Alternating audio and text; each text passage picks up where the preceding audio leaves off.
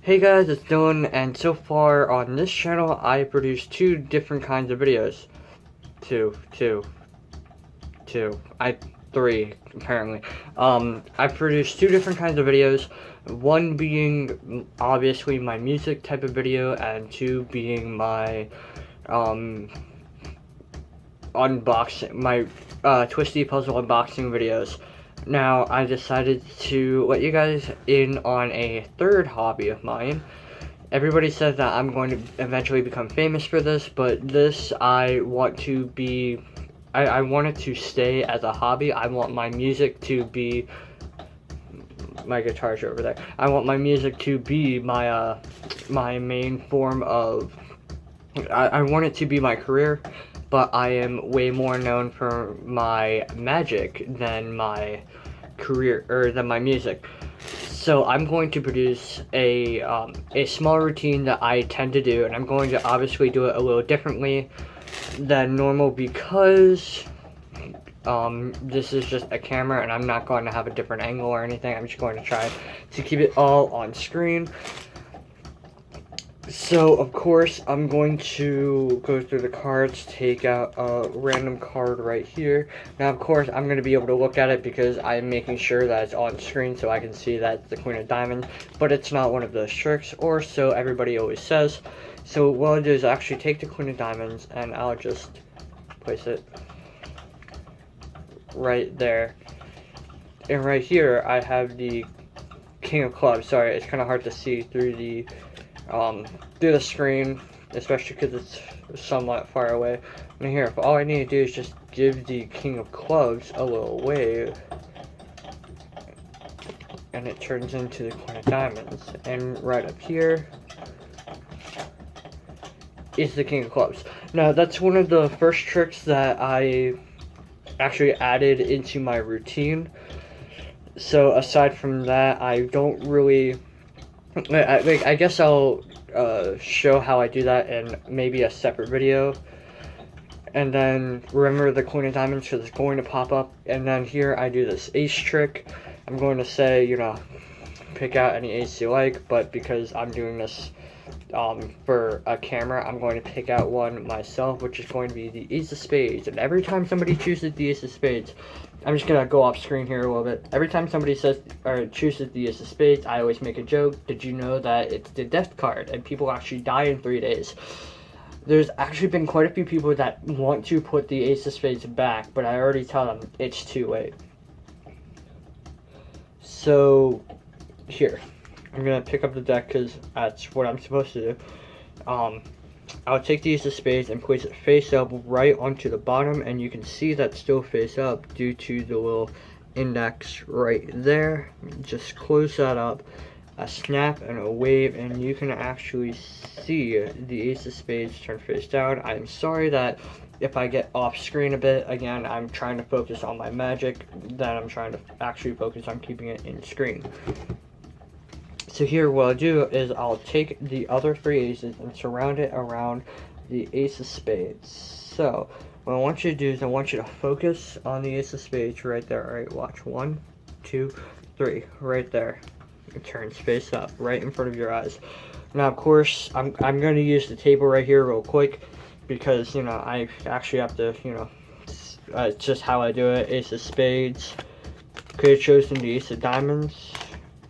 Could have chosen the ace of clubs, or you could have chosen the ace of hearts. But since you chose the ace of spades, or well, I chose the ace of spades, I'm going to backwards. I'm going to stick with it. So this is the type of trick where basically I say, all right. So what I'll do is I'll take the ace of spades, I'll place it face down, and normally I would like put it under a book or under basically anything I would find. Have somebody put their hand on top of it. So you're just gonna have to. Bear with me here. I'm just going to palm the card, and basically I could snap my fingers and turn the card face up. Now of course that's not supposed to happen. I normally play this off as like, okay, that's weird. You know, I said I'd turn the ace of spades face up, but what if I just changed it into a different card? I told you, remember the Queen of Diamonds, it will come back to haunt you. But most of the time when I do that, I normally show the other 3 aces, ace of clubs, ace of diamonds, ace of hearts, but then I tell them ace of spades. I'm like, wait, what? How did I get that? And then, you know, they look at the card, and it's the card that they had just done. They've just used. So right now I'm just going to ditch a couple cards I don't want to be ruined. Now, since we've been using the Queen of Diamonds, I'm going to do this last trick in my routine just to finish it up. And it's more of a routine all in itself called the Ambitious Card Routine. One of the first card tricks most people know, aside from the first one I did. So what I do, by the way, that second one was, I believe, by Adam Wilbur. I think I know it's The Worker. I'm not sure if it's part 1 or part 2. Anyway, this is the Ambitious Card Routine where you would basically take any card that they choose, and normally they would sign it. Me, I'm not gonna sign the card, even though I could, just saying. Take the card and I place it right into the middle, and then all it takes is to snap the fingers, and it comes right back up to the top. And here, I'll show you again. I'll take it, place it right into the middle, snap my fingers, and it goes right up to the top. Now, of course, you can do this in many different ways, many different times. Take it right in there, slide it right in, take this packet, slide it into the middle of this packet, just a snap, and it comes right up. Now, of course, at this point, I would push the card up and I would present it saying, alright, so look at the Queen of Diamonds. Then, you know it here. I slide it in there, and give me a second, I'll push it right in home. Take it, right in there, snap, comes right up. Comes up a little higher than that, actually. Sorry, in order to like portray this, it's like kind of hard to portray this in camera, to actually do that. A lot of you may have caught that. I caught it after the first few times my video. But of course, I don't normally do that version. I normally just, you know, place it down onto the ground and just metamorphosize that. But here, of course, I could have signed it, but I didn't. And to prove that I could have signed it, I'm going to give it a little bend. That's a lot of a bend right there, but just for you. So as you can see, hopefully, that bend in the card right there. Now, I want you to watch closely. You ready? Watch. 1, 2, 3. You may not be able to see it, but you can actually see that bend right there. Go slow. The Queen of Diamonds. And that's pretty much it for my normal routine. Just a little 3-trick routine, not counting the fact that the Ambitious Card Routine is in and of itself a routine. That's normally what I do, and I also have a couple of rubber band tricks that I know. One I will be able to teach, another I'm not, because that's something that I pay for, called Stairwell. I'm not exactly sure who I'll buy. I think it may be by Marcus Eddy. I cannot guarantee that. And then there's also a few money tricks that I learned. One is Greed by Daniel Garcia, and well, that again, Stairway is a money trick. It uses rubber bands, but it's a money trick.